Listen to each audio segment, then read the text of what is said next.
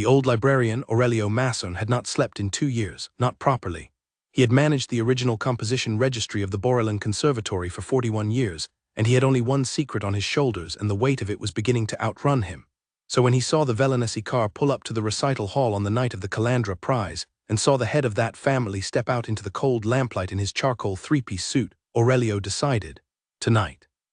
He would speak tonight. Inside, the small hall was already filling. The Calandra Prize was a quiet honor, a chamber music endowment founded 38 years ago by Donato Velonese's late mother, kept alive each year by the family out of duty more than fanfare. Donato attended one evening a year for her. He sat in the family's private box, second tier, left of the stage. He listened.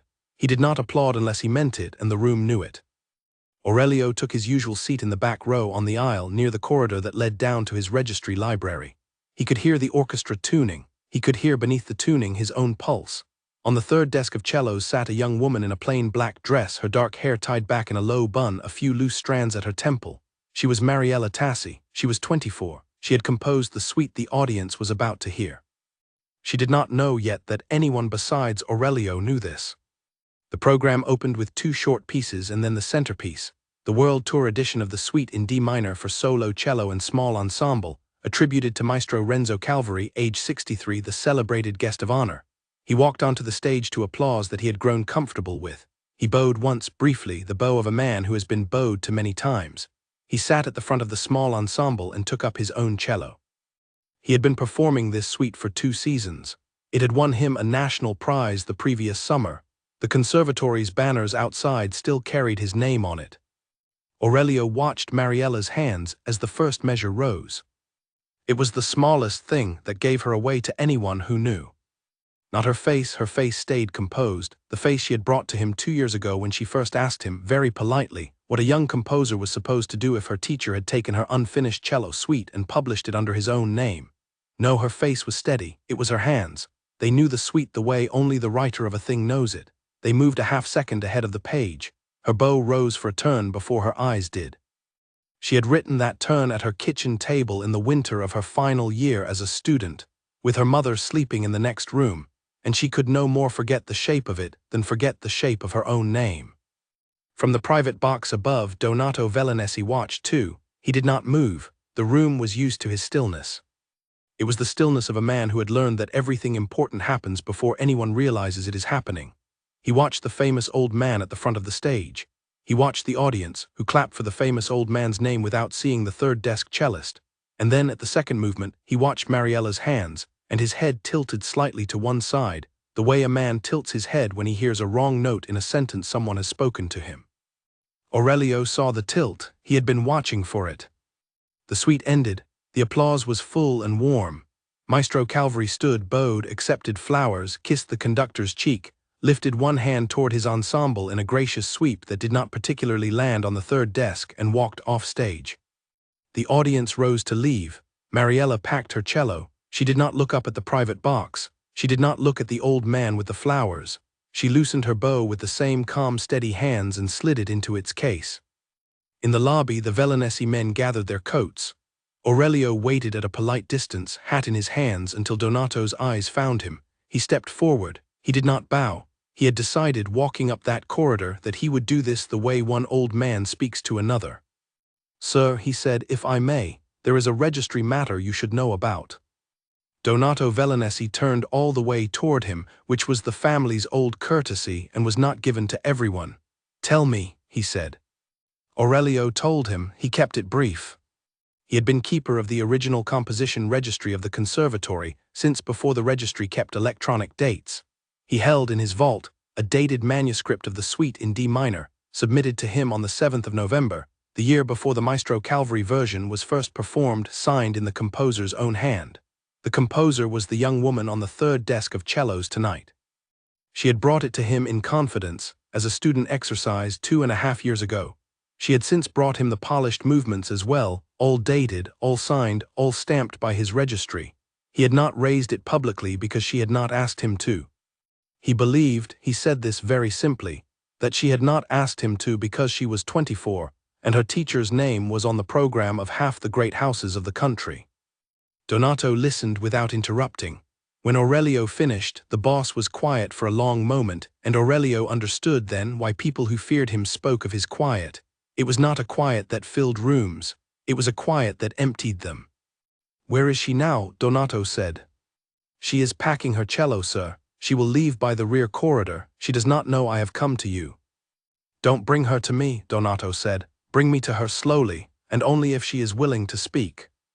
Aurelio nodded and went. He found Mariella by the music stand cart in the wings.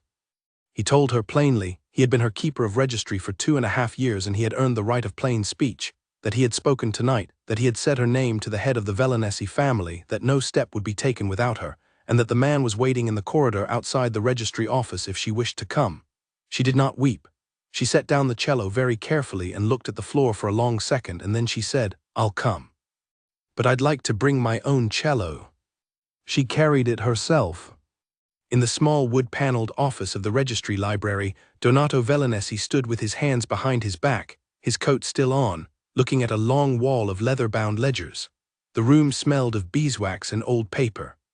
There was one lamp on the desk. He turned when she came in.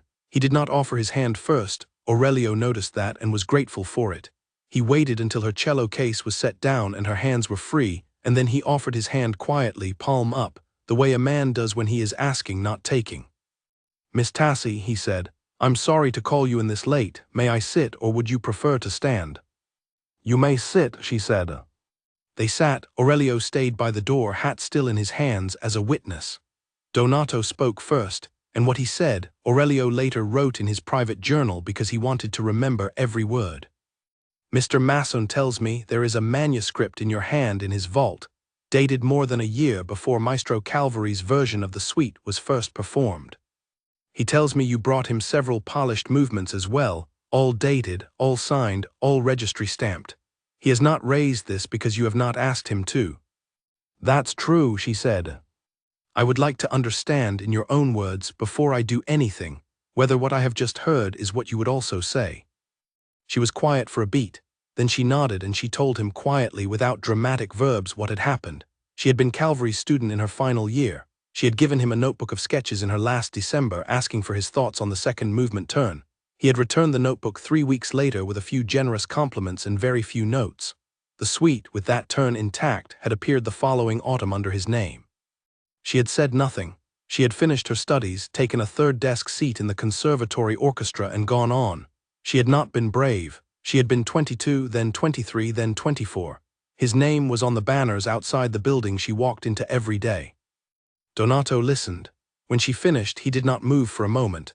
Then he said, "Miss Tassi, I want to tell you what I can do and what I will not do, and then I want you to take a week, and I want you to come back and tell me what you would like." He laid it out without flourish. He could ask his oldest counsel, a copyright lawyer of 40 years, to be made available to her at no cost beginning Monday. He could request through Mr. Masson that the Music Society convene a quiet review of the suite's true authorship under the conservatory's existing authorship dispute statute, a lawful process on the record with both parties heard. He could arrange for her to formally re-register her dated manuscript under fresh witnesses and notarial seal, so that nothing about the chain of evidence could be later challenged. None of this involved confronting Maestro Calvary. None of it involved threats. The man's name would simply be examined, in the registry's own light, against the dates and the hand. "I will not act unless you tell me to," he said. "I do not need you to fight this. The registry is here and your name is on the earlier page. If you want nothing to happen, nothing will. If you want everything to happen, I will help you do it on your own terms. Take a week, come back, tell me which." She looked at her cello leaning against the desk. She looked at Aurelio. She looked at Donato, and something in her face, Aurelio saw it, and felt the long-carried weight of 2 years begin to slide off his shoulders. Something in her face was very steady. "I'll take the week," she said. "Thank you." Donato stood. He nodded once to Aurelio. "Mr. Masson," he said, "you have done a fine thing tonight. The registry has been well kept." Aurelio could not quite trust his own voice, and so he only bowed once and let them go. For 7 days, Mariella came to the registry library after her orchestra rehearsals. She sat at the small reading desk and went through her old notebooks, page by page, the way a person walks through her own house after a long time away. Aurelio brought her tea. He did not ask her what she had decided. On the 8th day she came in with her coat still on and said very simply, "I'd like to do this on my own terms. I'll file my registry confirmation. I'll attend the society's review. I'll speak for myself. I'd be grateful for the lawyer." Aurelio carried the message himself by hand to the Veronese office. Donato sent his oldest counsel by noon, a quiet man with kind eyes, who had been a copyright lawyer when Mariella's mother was still in school. He met with Mariella 3 times that week. He did not lead her.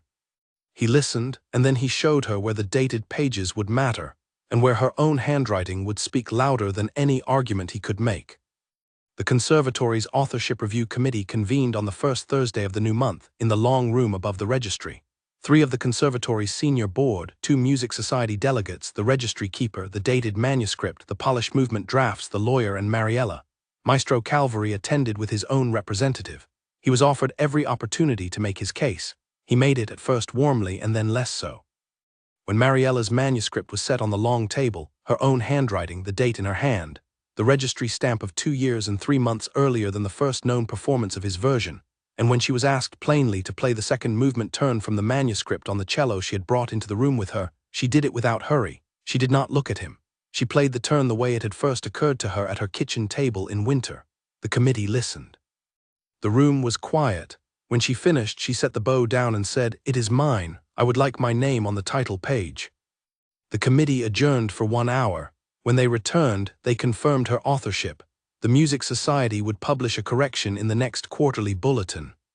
The previous summer's national prize would be revoked. Maestro Calvary would resign from his honorary chair at the conservatory within the month.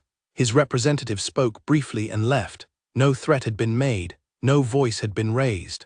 The lawful registry of 40 years had simply done its work, and the room had agreed with it. Donato Veronese was not in the room. He had not wanted his presence to weigh on the proceeding. Aurelio brought him the news that evening in the same wood-paneled office by the same lamp. Donato listened, then took an envelope from his coat pocket and set it on the desk. "I would like you to give this to her only if she's willing to consider it," he said. "Tell her there is no obligation. Tell her it was the only thing I prepared in advance, in case she said yes. She may say no." Inside the envelope was a brief signed letter. The Veronese family wished to endow a small composer's residency at the conservatory, in the late Donato's mother's name, 1 year, a private studio, a modest stipend, no other obligation. They were asking Miss Tassi whether she would consider being its first holder, on whatever terms she set, and to think it over for as long as she liked. There was a line at the bottom that Aurelio read twice. "I will not act unless you tell me to. You may say no, and nothing about this evening, or the review will be changed by it." She took 2 weeks to answer. When she did, she answered yes, and on her own terms she would keep her 3rd desk seat for the season, she would compose in her own hours, and the residency would not require her to perform on demand. She would name what she wrote when she had written it. The following year's Calandra Prize concert, Aurelio was again in the back row. He was 78 by then and a year less tired. The program had changed at the top. The opening piece was the Suite in D minor for solo cello and small ensemble by Mariella Tassi, conducted this evening by the composer. Donato Veronese was in the family box. He was as still as he had been the year before. When Mariella stepped to the podium in a simple black dress and a low bun, with a few loose strands at her temple, and lifted her hands, the room hushed because she had earned the hush, not because anyone had warned them to. After the final bow in the lobby, Donato crossed quietly to her. He did not bring flowers. He had brought only his hand, palm up, the way a man does when he is asking and not taking. "Miss Tassi," he said, "thank you. May I walk you to your car?" She set her hand in his. "You may." In the back row of the now emptying hall, Aurelio Masson put on his coat, smoothed it once at the lapels, and let himself, for the first time in 2 years and some months, weep quietly. He had been the keeper of the registry. The registry had kept its promise. Her name was on the program. The old man at the front of the stage was no longer the story. The story was the young cellist who had carried her own cello into the room when she came to speak for her own life, and the feared man who had asked her in the registry's lamplight what she would like done, and waited a week and then a year for her to answer. That was all. That had been the whole thing, and it had been enough.